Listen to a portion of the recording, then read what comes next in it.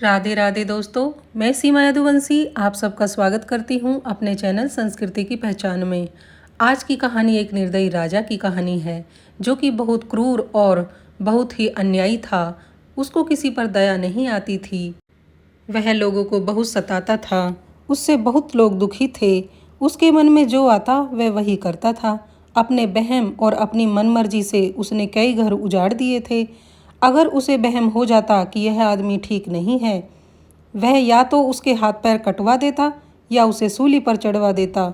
उसने इस प्रकार बहम में पड़कर किसी को फांसी पर लटका दिया, किसी को सूली पर चढ़ा दिया, किसी के हाथ पांव कटवा दिए, किसी को उम्र कैद की सजा दे दी, किसी को देश निकाला दे दिया और किसी किसी का तो सारा का सारा परिवार ही कोलू में पिलवा दिया। प्रजा बहुत डरी सहमी हुई थी राजा से। एक दिन राजा सुबह उठा और अपने बगीचे में टहलने लगा। बगीचा महल के पास ही था। तभी राजा क्या देखता है कि पश्चिम की ओर से 4 हंस आए और आकर उसके महल के ऊपर बैठ गए। राजा का मन हुआ कि उन्हें करीब से देखा जाए। वह महल के करीब आकर खड़ा हुआ और उन हंसों को देखने लगा। इतने में राजा क्या देखता है कि उन हंसों में से एक आदमी की आवाज़ में बोला, यहाँ पर है परंतु वहाँ पर नहीं। दूसरा कहने लगा, वहाँ पर है परंतु यहाँ नहीं। अब तीसरा हंस बोला, यहाँ भी नहीं और वहाँ भी नहीं। इसके बाद चौथा बोला, यहाँ पर भी है और वहाँ पर भी है। राजा उनकी बातें सुनकर बहुत परेशान हो गया। इतनी बातें करके हंस भी उड़ गए। राजा अपने महल में आया परंतु बहुत बेचैन हो रहा था। उसे हंसों की बातें परेशान कर रही थी। राजा महल में आकर सोच में पड़ गया कि ये बातें किसको बताई जाए। तभी उसे अपने मंत्री का ख्याल आया और उन्होंने बुलावा भेजा। मंत्री दौड़ता हुआ आया और राजा को प्रणाम करके बोला, बताइए महाराज, क्या आदेश है। राजा ने मंत्री को बताया कि किस प्रकार 4 हंस महल पर आकर बैठे और उन्होंने यह बातें कही और उड़ गए। मुझे समझाओ इन बातों का क्या अर्थ हुआ। अब मंत्री भी दुविधा में पड़ गया। उसे भी कुछ समझ नहीं आ रहा था वह राजा को क्या बताए। मंत्री कुछ देर सोच विचार करता है और अंत में बोला, महाराज, इसके अर्थ का पता तो पंडित जी ही लगा सकते हैं। वह अपनी विद्या के बल पर इन बातों का भाव बता सकते हैं। मैं आज ही पंडितों को बुलाकर आपके सामने उपस्थित करता हूँ। यह कहकर मंत्री ने अपनी जान बचाई। अगले दिन दरबार सज गया और पंडित जी को बुलाया गया। मंत्री ने सारे दरबार में उस सारी घटना को विस्तार से बताया जो राजा के साथ घटित हुई थी। पंडित जी को कहा गया वह अपनी विद्या से देखकर बताए इन 4 बातों का क्या मतलब है। सारा कुछ स्पष्ट रूप से बताए कि यह सब क्या है, अच्छे संकेत हैं या बुरे संकेत हैं। पंडित जी ने अपनी सारी पुस्तकें खोल खोल कर पढ़नी शुरू कर दी, लेकिन वह इस मर्म को समझ न पाया। पर डर था, राजा निर्दयी है, उसके पूरे परिवार को भी मरवा सकता है। पंडित लगा थर थर कांपने। बस उसने राजा से यही कहकर अपनी जान बचाई कि मुझे इसके लिए कुछ समय लग सकता है। राजा ने पंडित को कहा कि मैं तुम्हें 1 महीने का समय दे सकता हूँ। 1 महीने के भीतर मुझे इन सवाल का जवाब चाहिए और अगर ऐसा नहीं हुआ तो तुम्हें सपरिवार मृत्युदंड दे दिया जाएगा। चिंता में घिरे हुए पंडित जी घर पहुंचे तो पंडित जी की पत्नी ने पूछा और पंडित जी ने उसे सारी बात बताई। उसकी पत्नी भी दुखी हो गई। 4-5 दिन पंडित जी घर पर ही बैठे बैठे इन प्रश्नों के उत्तर खोजते रहे।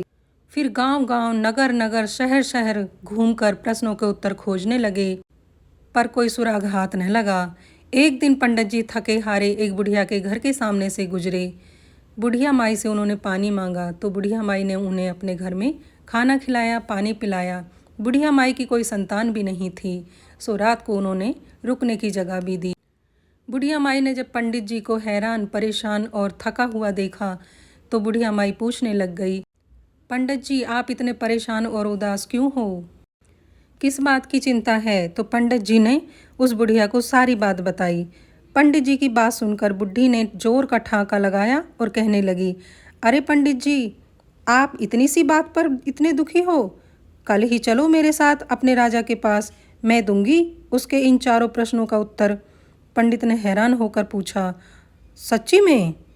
हाँ हाँ, बिल्कुल सच, बुढ़ी ने जवाब दिया। दूसरे दिन बुढ़ी और पंडित चल पड़े। रास्ते में उन्हें एक वेश्या मिली। बुढ़ी ने उसे भी अपने साथ ले लिया। आगे चलकर उन्हें एक साधु मिला। बुढ़ी ने उन्हें भी अपने साथ ले लिया। कुछ और आगे चलकर उन्हें एक कंजूस सेठ मिला। उन्होंने उसे भी अपने साथ ले लिया। चलते चलते उन्हें एक और सेठ मिले। बुढ़ी माई ने उनसे भी आग्रह किया अपने साथ चलने के लिए। वो बहुत दयालु और दानी थे। वो भी उनके साथ चल पड़े। दूसरे दिन राजा का दरबार लग गया। भीड़ बहुत ज़्यादा थी, जैसे लगता था कि पूरी प्रजा ही दरबार में आ गई हो। सभी सोच रहे थे कि या तो पंडित जी बच जाएगा या फिर राजा उसके पूरे परिवार को सूली पर चढ़ा देगा। सही समय पर राजा दरबार में पहुंचे और पूरी प्रजा ने उनका स्वागत किया। सिंहासन पर बैठते ही राजा ने अपने मंत्री से कहा, पंडित जी को पेश किया जाए। पंडित जी के साथ बुढ़िया माई और वेश्या, दयालु सेठ और कंजूस सेठ सारे वहां पहुंच गए। राजा ने पंडित जी से पूछा, सवालों के जवाब लाए हो? पंडित जी ने हाँ में सिर हिलाया और कहा, आपके सवालों के जवाब बुढ़ी माई देंगी। राजा ने पूछा, बताओ इसका क्या अर्थ है? यहाँ है परंतु वहाँ नहीं। बुढ़ी ने साथ आई वेश्या की ओर संकेत किया और कहा, इसका उत्तर यह वेश्या है। यह बुरे गंदे काम करके धन इकट्ठा कर रही है। इसे अगले जन्म में बुरे कर्मों का फल मिलेगा, इसलिए ये यहाँ तो है परंतु वहाँ नहीं है। राजा ने दूसरा सवाल किया, वहाँ है परंतु यहाँ नहीं। बुढ़ी ने साधु बाबा को उठाया और आगे किया, महाराज इसका उत्तर यह साधु हैं। इस जन्म में इन्हें कोई सुख सुविधा नहीं है। यह प्रभु भक्ति में लीन रहते हैं। कोई सुख सुविधा का सुख इन्होंने नहीं भोगा है। धन द्रव्य के चक्कर में न पड़े, अच्छे कर्म करते रहे, जग कल्याण में ही अपना जीवन निकाल दिया। इनके अच्छे कर्मों की वजह से अगले जन्म में भी इनका अच्छा ही फल मिलेगा, इसलिए ये वहाँ हैं, यहाँ नहीं हैं। अब राजा ने तीसरा प्रश्न पूछा तो बुढ़िया माई ने उस कंजूस सेठ को खड़ा किया और कहा, महाराज इसका उत्तर यह सेठ है। वह न तो स्वयं खाता है और न ही दान आदि करते हैं। उसके पास धन बहुत है पर उसका उपयोग नहीं करते, बस उसे बचाने और बढ़ाने में ही लगे रहते हैं।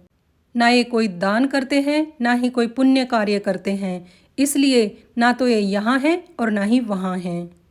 राजा ने अंतिम प्रश्न का उत्तर पूछा, यह बताओ कि यहाँ भी है और वहाँ भी है। अब की बार बुढ़िया माई ने दयालु सेठ को आगे किया और कहा, महाराज इस प्रश्न का उत्तर यह दयालु सेठ हैं। ये खुले दिल से दीन दुखियों की सहायता करते हैं, अपना धन बांटते हैं। जो कमाते हैं उसका आधा भाग दान और पुण्य कर्मों में लगा देते हैं, इसलिए ये यहाँ भी हैं और वहाँ भी हैं। यह सुनकर राजा की आंखें खुल गई। राजा को समझ आ गया कि हम इस जन्म में जो कार्य करते हैं वही हमारे अगले जन्म में हमारे साथ होते हैं। इसलिए राजा ने निर्दयता त्याग दी और सदकर्म करने लगे, दान पुण्य आदि करने लगे। बुढ़िया माई और साथ आए चारों लोगों को भी उन्होंने दान दक्षिणा देकर विदा किया। पंडित जी से भी राजा ने क्षमा मांगी और अपने राज्य में कुल पुरोहित का पद दिया और पूरी प्रजा से अपने बुरे कर्मों के लिए क्षमा मांगकर राजा ने सद्मार्ग अपनाया। तो दोस्तों, आज की कहानी से हमें यह शिक्षा मिलती है कि हमें सदा अच्छे कर्म करने चाहिए। हमारे इस जन्म के कर्म ही हमारे अगले जन्म को निर्धारित करते हैं। तो दोस्तों, वीडियो कैसी लगी कृपया हमें कमेंट करके बताएं। थोड़ी सी भी अगर अच्छी लगी है तो एक लाइक कर दें। चैनल पर नए हैं तो चैनल को सब्सक्राइब कर लें और हमारा ऐसे ही समर्थन करते रहें। तो दोस्तों, एक नई और ज्ञानवर्धक कहानी के साथ मैं सीमा यदुवंशी फिर आपके सामने हाजिर होंगी। अभी हमें विदा दें। राधे राधे।